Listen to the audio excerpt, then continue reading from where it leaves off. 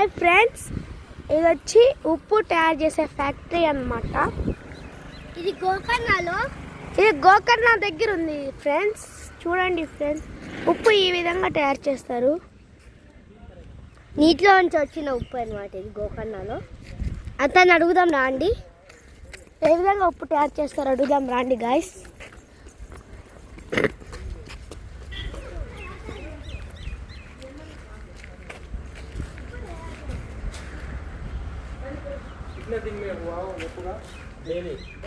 సాయంత్రానికి వచ్చేస్తుందా?